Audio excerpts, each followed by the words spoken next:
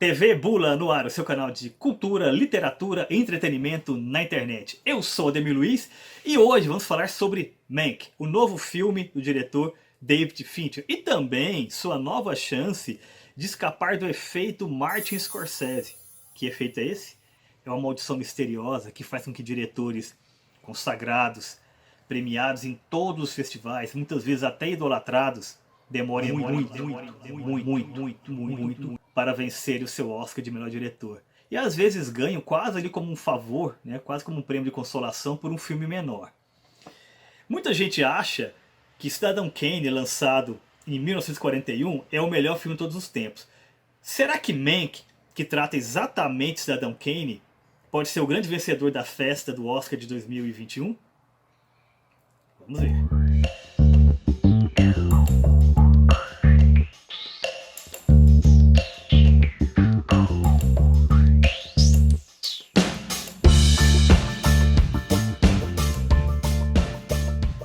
Antes de mais nada, vale a pena repassar a carreira de David Fincher. Ele era um produtor e diretor de clipes muito importante, muito consagrado, né? Fazia clipes para as maiores estrelas da música pop e tudo mais. E por conta da sua habilidade técnica, ele foi chamado para dirigir Alien 3. Ali depois do sucesso do Alien, o Oitavo Passageiro, do Ridley Scott. E sobretudo do Aliens, né? Que já é um filme de ação do James Cameron. O Fincher não gostou da experiência, né? Parece que teve muita interferência de estúdio, ele não tinha a última palavra, né? Tanto é assim que ele sempre se recusou a fazer uma versão do diretor de Alien 3. Mas assim, ficou uma boa marca, né? Ele deixou ali seu nome na indústria, né? E no filme seguinte ele chutou a porta literalmente, porque ele lançou Seven, os Sete Pecados Capitais, uma obra-prima. Bem provável que é o melhor filme policial das últimas décadas. Uma atuação soberba do Brad Pitt, o Morgan Freeman também, espetacular, um final instigante, então vale muito a pena ver Seven. Ver e rever, é um filme para a eternidade. Na sequência, ele fez um thriller interessante, né? Embora não tão poderoso quanto Seven, né? Que é Vidas em Jogo, com o Michael Douglas como protagonista e o Champagne fazendo uma ponta legal ali e tal. É um bom filme, né? Não é um ponto baixo na carreira.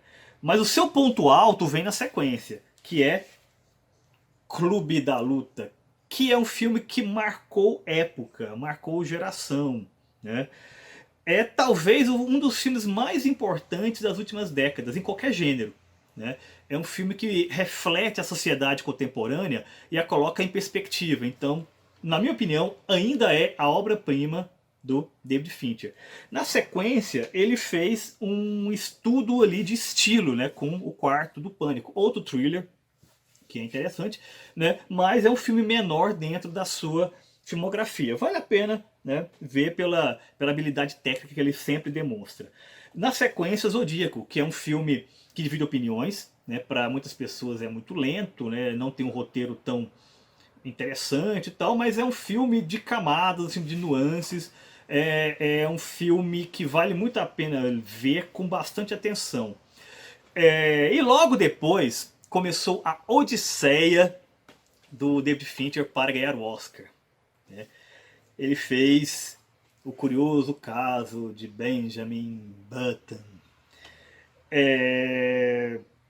que na minha opinião é um filme problemático. Ele é praticamente um sub-Forrest Gump, inclusive com elementos estruturais parecidos. Eu pessoalmente não gosto muito, mas de certa forma foi o filme que o consagrou para o grande público, né? Então o Fincher seguiu ali no excelente momento de carreira. Embora eu acho que aqui ele já começou a fazer a mesma coisa que o Scorsese fez. Um monte de filmes querendo chamar a atenção da academia, quase que pedindo, gente, olha só, estou aqui, me deem um Oscar, por favor.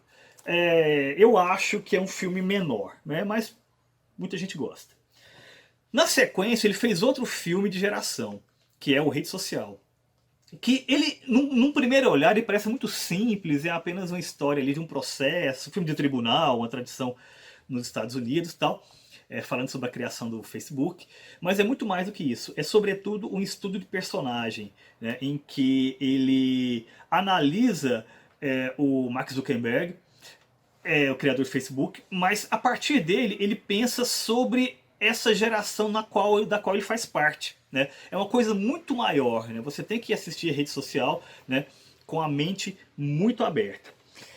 O que não é o caso do seu filme seguinte, que é Millennium, Os Homens que Não Amavam as Mulheres, que é a refilmagem de um filme sueco, que é baseado em um best-seller sueco, e embora todos os elementos que caracterizam o David Fincher estão aqui, a habilidade técnica, a maneira como ele dirige atores, né, a sua câmera, que é muito particular também, eu acho que é um filme que perde.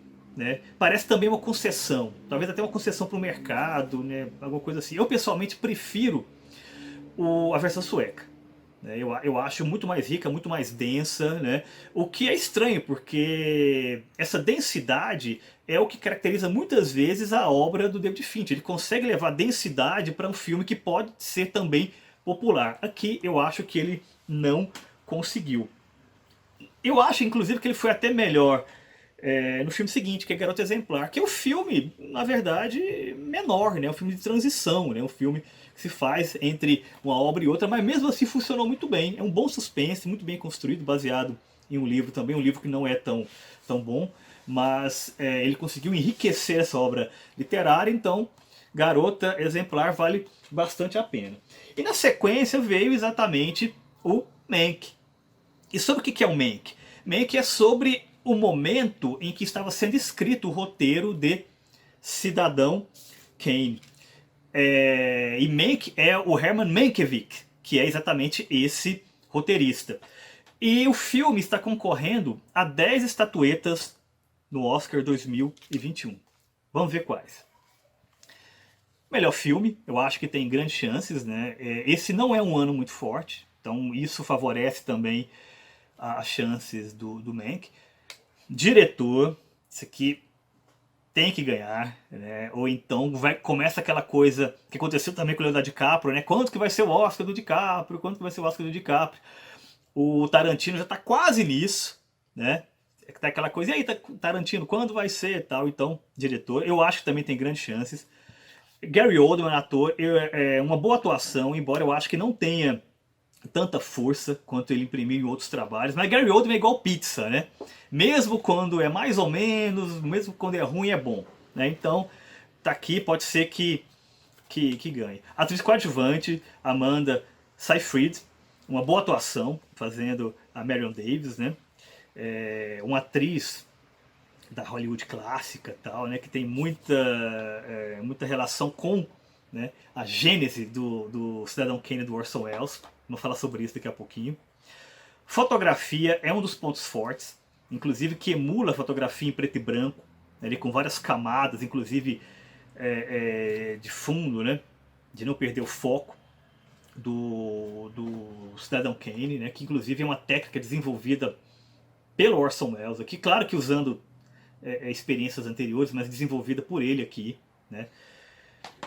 Figurino, bom figurino, né. Maquiagem e cabelo, me parece que é interessante também. Trilha sonora original, eu não gostei tanto, me pareceu um pouco evasiva. Mas, enfim, é mais uma premiação que pode levar. Design e produção, muito bom. Eu acho que reconstrói com perfeição ali a Hollywood clássica e tal. E som perfeito, excelente. Qual que é o ponto fraco de Mank? Já que ele está concorrendo em todas as categorias. Na minha opinião, o ponto fraco não está necessariamente no filme em si. Ele está, talvez, na dificuldade que muitos espectadores vão ter para compreender algumas nuances do roteiro. Porque para você entender algumas relações que estão acontecendo ali, você precisa conhecer bastante de história de Hollywood. Saber quem são os personagens, saber qual é a posição que eles têm ali naquele cenário. Isso interfere na compreensão do filme? Não, não interfere. Qualquer pessoa pode assistir. Porém, se você conseguir perceber essas nuances, né, é melhor. Né? É o que a gente pode chamar, vamos dizer assim, de um filme com duplo código. Duplo código é aquele conceito que surgiu na arquitetura, né? E que foi para todas as artes, que basicamente é o seguinte, é aquela ideia que o artista ele produz um filme, um livro, um prédio originalmente, né? Para dialogar com seus pares, né? E que o público comum é chamado para compartilhar aquela experiência. Só que o público comum, o público geral, ele vai ter uma experiência talvez menos rica, e aquele que conhece o código, conhece o jargão, né, vai compreender mais. Mas não deixa de compreender. Então, né, você tem apenas níveis diferentes de compreensão. Então eu acho que o Mank tem essa dificuldade. Né? Ele precisa desse plus, né, para que seja completamente conhecido. E como que nós podemos ter esse plus? Eu recomendo a leitura deste livro aqui, da crítica norte-americana Pauline Kael, que é o Criando Kane. Aqui ela tem um ensaio que é muito importante, inclusive muito polêmico, né, em que ela questiona a real posição que Orson Welles ocupou na construção do roteiro do Cidadão Kane e também, portanto, da revolução técnica que foi. Né? Ela coloca os principais méritos no Mankiewicz. Né? Ela discute, obviamente, essa questão da colaboração na construção da obra cinematográfica, mas o principal criador para ela foi, de fato, o Mankiewicz no roteiro. Né? E isso, quando foi publicado, gerou maior polêmica e tudo mais. Vale muito a pena conhecer essa discussão que surgiu neste livro aqui, tá? Que se encontra, não com tanta facilidade, mas se encontra por aí. A Pauline Kael é uma figura interessante desse cenário da cultura norte-americana, porque ela era a crítica mais importante, também a mais temida e a mais odiada dos Estados Unidos. Né? Assim, quando ela escrevia sobre um filme, ela poderia ser demolidora. Tem um exemplo interessante dessa produção neste livro aqui, ó, 1001 Noites de Cinema, da Pauline Kael. E tem algumas críticas aqui demolidoras, e quando ela não gostava de um filme, ela destruía completamente, sem dó nem piedade. E a figura da Pauline Kael era tão odiada, né, em certos círculos hollywoodianos, que quando o George Lucas fez este filme aqui, produziu, na verdade, Willow na Terra da Magia, que é uma espécie de sub-Senhor dos Anéis, né, que ele lançou num certo momento ali, da década de 80, ele colocou o nome do vilão com o General Kael.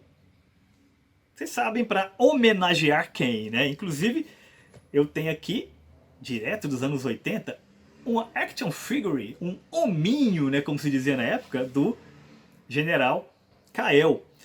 Então, né, dito tudo isso, né, vale muito a pena assistir Mank e ler o livro da Pauline Kael, Criando Kane, em que ela dá todo, né, esse cenário construído. E qual é a nossa perspectiva final? Qual é o nosso julgamento final? A Bula vai bater o martelo como? Bula bate o martelo favoravelmente a David Fincher. Hashtag David Fincher, melhor diretor.